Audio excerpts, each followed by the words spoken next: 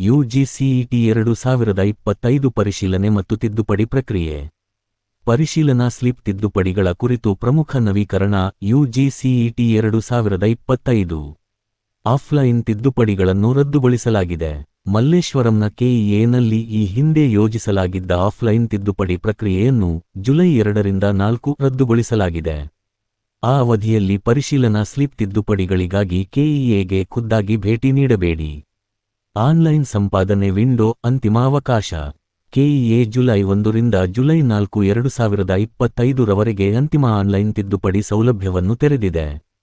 ಇದು ಸೀಟು ಹಂಚಿಕೆ ಮಂಥನ ಕಾರ್ಯಕ್ರಮದ ಸಮಯದಲ್ಲಿ ವಿದ್ಯಾರ್ಥಿಗಳು ಪರಿಶೀಲನಾ ಸ್ಲಿಪ್ಗಳಲ್ಲಿ ಕಾಣೆಯಾದ ಮಾಹಿತಿಯನ್ನು ಗಮನಿಸಿದ ಪ್ರತಿಕ್ರಿಯೆಗೆ ಪ್ರತಿಕ್ರಿಯೆಯಾಗಿದೆ.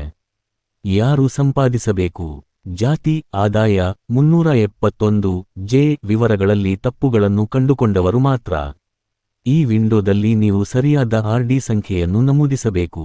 ತಿದ್ದುಪಡಿಗಳನ್ನು ಮಾಡಿದ ನಂತರ ಜುಲೈ 5, 2025 ರಂದು ಹೊಸ ಪರಿಶೀಲನಾ ಚೀಟಿಯನ್ನು ಡೌನ್ಲೋಡ್ ಮಾಡಿ.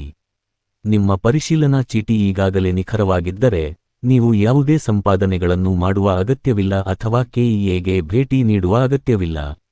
ದಾಖಲೆ ಪರಿಶೀಲನೆ ಸ್ಪಷ್ಟೀಕರಣ.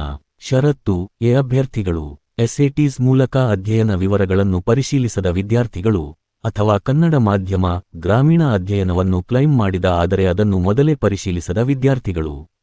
ದಾಖಲೆ ಪರಿಶೀಲನೆಯನ್ನು ಪೂರ್ಣಗೊಳಿಸಲು ಜುಲೈ 3ರಿಂದ 4, 2025 ರಂದು ಹತ್ತಿರದ ಸರ್ಕಾರಿ ಪಿಯು ಕಾಲೇಜಿಗೆ ಭೇಟಿ ನೀಡಿ. ಷರತ್ತು ಬಿ ನಿಂದ ಒ ಅಭ್ಯರ್ಥಿಗಳು ನೀವು ಇನ್ನೂ ನಿಮ್ಮ ದಾಖಲೆಗಳನ್ನು ಪರಿಶೀಲಿಸದಿದ್ದರೆ ದಾಖಲೆ ಪರಿಶೀಲನೆಗಾಗಿ ನೀವು ಜುಲೈ 3ರಿಂದ 4, 2025 ರಂದು ಬೆಂಗಳೂರಿನ ಕೆಇಎಗೆ ಭೇಟಿ ನೀಡಬೇಕು.